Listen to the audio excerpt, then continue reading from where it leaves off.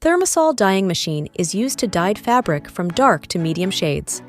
It is based on method to dry the fabric without any contact with steaming. Thermosol dyeing is a continuous process used for the dyeing of polyester or cellulosic blends, either with dispersed dyes for the polyester component or with disperse or reactives.